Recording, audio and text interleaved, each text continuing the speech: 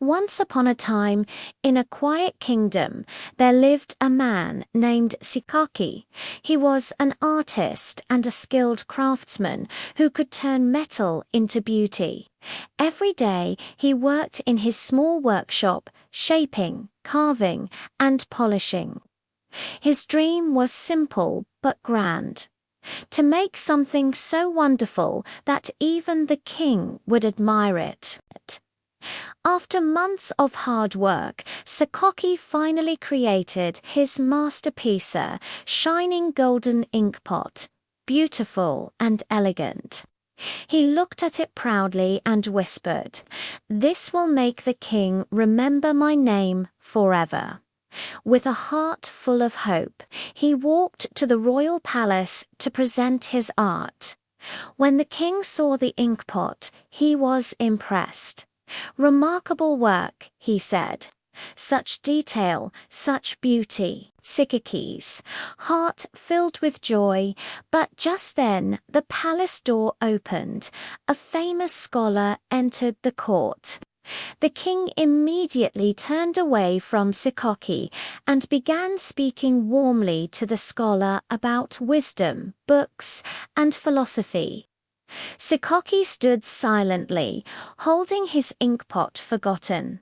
That moment changed his life. He realized that art could win hearts, but knowledge could win minds. He left the palace quietly, his dream of recognition gone, but his heart full of a new desire. He said to himself, "If wisdom is what earns respect, then I will seek wisdom." Even though he was no longer young, Sikaki joined a school filled with children. They laughed at the sight of an old man sitting among them, struggling to read and write. But he did not care. He studied with passion.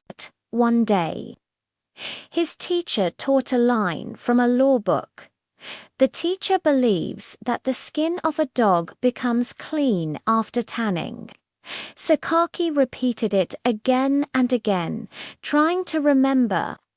During the test, nervous and confused, he stood up and said loudly, "The dog believes that the skin of a teacher becomes clean after tanning." The whole class burst into laughter. Sikaki's face turned red with shame.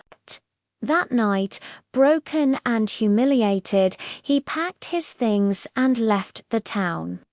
He wandered for hours until he reached the foot of a mountain. There, he sat beside a large rock and heard water dripping from above, drop by drop. He noticed that the falling water had made a hole in the hard stone. He stared at it for a long time and then whispered, "If soft water can pierce stone through patience, then maybe my heart can learn too."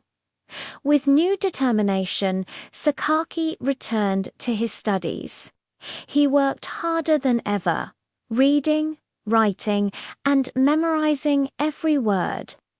He was often mocked, but he smiled and said, "Laugh if you wish. The drops of my effort will carve wisdom into me." Years passed. Sikaki grew older, but wiser. One day, the king arranged a great gathering of scholars and thinkers. People from far and wide came to share their knowledge. Among them was Sikaki, now a respected scholar himself. When he spoke, the hall fell silent.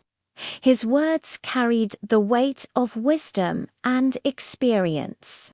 The king looked closely at him and asked, "Are you not the man who once brought me an inkpot?" Sikaki smiled gently. "Yes, Your Majesty," he said. "That day I learned that beauty fades, but knowledge lasts forever."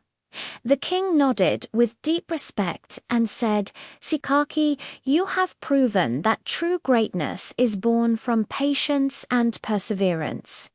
From that day on, Sikaki became a teacher and a guide for others. He taught not only knowledge, but also the power of never giving up. His story reminds us that we are never too old to learn something new. Just like drops of water that pierce stone, steady effort and determination can change anyone's destiny. Because patience carves the stone and persistence shapes the soul.